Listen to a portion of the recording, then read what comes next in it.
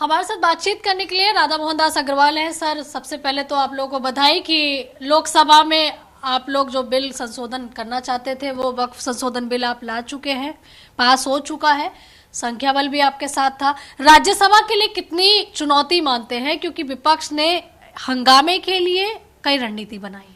देखिए, मैं किसी प्रकार की कोई चुनौती नहीं मानता हूँ, न तो तार्किक दृष्टि से और न गैर लोकतांत्रिक दृष्टि से। लोकसभा में हारने के बाद अगर वो राज्यसभा में हल्ला मचाएंगे, न्यूसेंस करेंगे, सत्ता दल के विचारों को नहीं आने देंगे तो वो नंगे हो जाएंगे। पूरा देश और विशेष रूप से मुसलमान जान जाएंगे कि इनके पास कहने के लिए कुछ नहीं बचा है।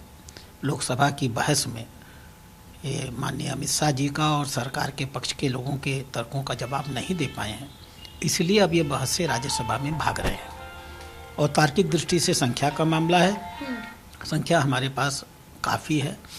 हम एक तरफा और बहुत अच्छे मार्जिन से इसको जीतने वाले हैं। उन सारे राजनीतिक दलों के जो हमारी सरकार को समर्थन कर रहे हैं और जो नहीं भी समर्थन कर रहे हैं लेकिन इस विधेयक पर हमारे साथ हैं, ये कुल मिलाकर के इतनी बड़ी संख्या है कि हम लोकसभा की बड़ी मार्जिन से राज्यसभा के इस चुनाव विधेयक को जीतेंगे। लेकिन राहुल गांधी हो या फिर प्रियंका गांधी हो, ट्वीट कर रहे हैं, कह रहे हैं कि इस वक्फ संशोधन बिल के जरिए संविधान में छेड़छाड़ की जा रही है। बड़ा आश्चर्य होता है, बड़ी शर्म भी आती है। ये राजनीतिक नासमझी की पराकाष्ठा है। कल लोकसभा में बहस हो रही थी, आप ऐसे हाथ डाल करके बैठे हुए थे। आप इस वक्फ विधेयक के विरोध में थे और लीडर ऑफ अपोजिशन थे, तो आपने आकर के भाषण क्यों नहीं दिया? जिस युद्ध के मैदान में सेनापति मैदान से हट जाता है और सैनिकों को लड़ने के लिए छोड़ देता है, इसका मतलब क्या है? न तो राहुल गांधी का भाषण हुआ, न श्रीमती प्रियंका गांधी वाड्रा ने भाषण किया। इन दोनों ने सदन के अंदर वक्फ का विरोध नहीं किया है। इतिहास के पन्ने में दर्ज है। आप सदन में चुप रहेंगे, गूंगे बने रहेंगे, वक्फ विधेयक का समर्थन करेंगे। चुप रहने का मतलब समर्थन है। अगर आपके हिसाब से यह विधेयक गलत था तो आपको विरोध करना था, आपने विरोध नहीं किया और बाहर सामने तो प्रतिया फाड़ी थी और बाहर जा करके आप ट्वीट कर रहे हैं, फलाना कर रहे हैं, ढेकाना कर रहे हैं। तो ये बताता है कि आप मुसलमानों को मूर्ख बना रहे हैं, उनके साथ घटिया राजनीति कर रहे हैं। राहुल गांधी और वो एक्सपोज हो चुके हैं। लेकिन ओवैसी साहब ने विरोध किया, उन्होंने बिल की प्रतियां फाड़ दी। अखिलेश यादव विरोध कर रहे थे और समाजवादी पार्टी के अन्य सांसद हैं, वर्क है, वो कह रहे हैं कि सड़कों पे उतरेंगे, जरूरत पड़ी तो संविधान का सहारा लेंगे, कानून का सहारा लेंगे। अब देखिए, ओवैसी साहब की मजबूरी मैं समझ सकता हूँ। उनके पास है ही कौन? जमा खर्च वो अकेले खड़े हैं। अब अकेले खड़े हैं तो भाषण दे सकते हैं, इस विधेयक पे कोई प्रभाव तो डाल नहीं सकते। इसलिए विधेयक को फाड़ करके अखबार में फोटो खिंचवा लेना और मुस्लिम समाज को बताना कि मैं ही मुसलमानों का अकेला नेता हूँ। सारे राजनीतिक दलों के मुस्लिम नेता भाजपा से बिक चुके हैं, हम ही अकेले लड़ते हैं। ये ओवैसी साहब की राजनीति है, भगवान उनका भला करे।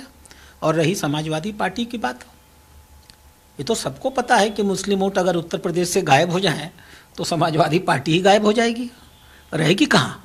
इसलिए उनकी तो राजनीतिक मजबूरी है, उनके वजूद का संकट है। उनको मुसलमानों को दिखाना है कि हम आपके लिए लड़ रहे हैं। लड़ वो भी नहीं रहे अंदर से। हम लोग की निजी बातचीत में कोई वक्त के खिलाफ नहीं है, चाहे समाजवादी पार्टी का नेता हो चाहे किसी पार्टी का हो, लेकिन अब राजनीति में कुछ ड्रामे करने पड़ते हैं, वो कर रहे हैं। ठीक है, अच्छा है, करने दीजिए। लेकिन जो लोग इनके बयान सुन के, जो लोग सड़कों पे उतरने की बात करें या कुछ धर्म के ठेकेदार हैं वो सड़कों पे उतरेंगे, तो उस परिस्थिति को कैसे संभालेगी भाजपा? क्योंकि कई जगह पर शाहीन बाग 2 बनाने की कोशिश की बात अब कही गई है। सड़कों पर 2 तरह के लोग उतर रहे हैं।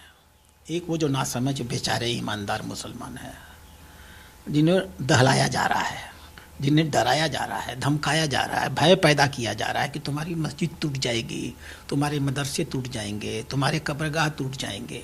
आखिर जब ये विधेयक लागू हो जाएगा, एक भी मस्जिद नहीं टूटेगी, एक भी कब्रगाह नहीं टूटेगी, एक भी शमशान घाट नहीं टूटेगा, तो मुस्लिम नहीं समझेगा कि हमको मूर्ख बनाया गया इन मुस्लिम नेताओं के द्वारा।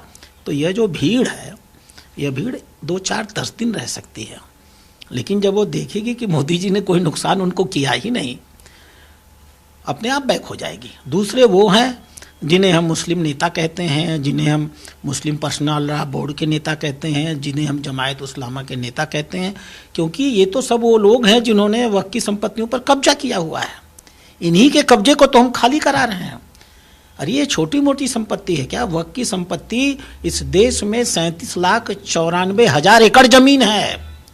अगर ईमानदारी से इसका प्रयोग हुआ होता तो आम मुसलमानों को प्रतिवर्ष 1 लाख करोड़ रुपया अपने गरीबों के विकास के लिए मिलता। 1 लाख करोड़ रुपए पर ये मुस्लिम नेता डंक मार के बैठे हुए हैं, और इसलिए आज उनको लगता है कि अगर ये कानून लागू हो गया तो ये जो 1 लाख करोड़ की कमाई है, छोटी मोटी कमाई है, ये इनके हाथ से चली जाएगी। तो इनके तो पेट का सवाल है। मुसलमान बेचारे, सामान्य मुसलमान भावनाओं से खेले जाते हैं।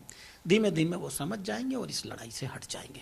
कुछ लोग तो ये भी कह रहे हैं कि ये जो जमीन सरकार वक्फ की अब अपने पास रखेगी, अपने मित्रों को बांट देगी, जिस तरीके से पहले भी कई मित्रों का नाम जो है वो संसद में उठता रहा है। देखिए, इस देश का दुर्भाग्य रहा कि कांग्रेस ने सिर्फ वोटों की राजनीति की। 1995 में विधेयक लेकर के आए, 2013 में विधेयक ले आए और इन मुस्लिम नेताओं से समझौता कर लिया और कह दिया जो ज़मीन सरकारी है वो ज़मीन तुम्हारी है। सरकारी ज़मीनों को देने का फैशन सा स्थापित हो गया इस देश में।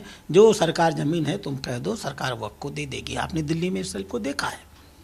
अब वो सरकारी ज़मीनें वो खाली थोड़े पड़ी हैं, सब पर बड़ी बड़ी बिल्डिंगें हैं। पार्लियामेंट की ज़मीन अगर वक्फ की है तो वो खाली है क्या? पार्लियामेंट है ना, पार्लियामेंट किसी को दी जा सकती है क्या? इसलिए वो सारी सरकारी प्रॉपर्टियाँ, म्युनिसिपल, सूरत म्युनिसिपल कॉरपोरेशन, उस पर बिल्डिंग है, म्युनिसिपल नगर निगम, नगर पालिका चलती है, नगर निगम चलता है, किसी को दी जा सकती है क्या? तो ये तो छद्म पैदा कर रहे हैं। ये छद्म बहुत दिन नहीं चलने वाला है। मिठाइयाँ भी कुछ जगह बांटी गई हैं। हाँ, मुझे सूचना मिली है कि मुसलमानों ने इस वक्फ अधिनियम का बहुत भरपूर समर्थन किया है।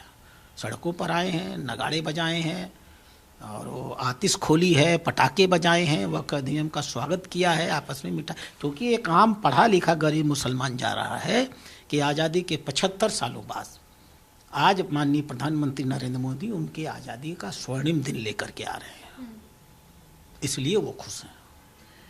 चलिए, धन्यवाद। तो देखिए, राधा मोहन दास अग्रवाल साहब को आप सुन रहे थे और जिन्होंने बताया है कि वक्फ को लेकर जहां निचले तबके का मुस्लिम है वो इतना ज्यादा खुश था कि ढोल नगाड़े और मिठाइयां बांटी गई। और ये जो संशोधन करके बिल लाया गया है लोकसभा में, राज्यसभा में लाया जाएगा, तो इससे कहीं ना कहीं निचले तबके के उस मुसलमान को फायदा होगा जो कि अभी तक तमाम सुविधाओं से वंचित था।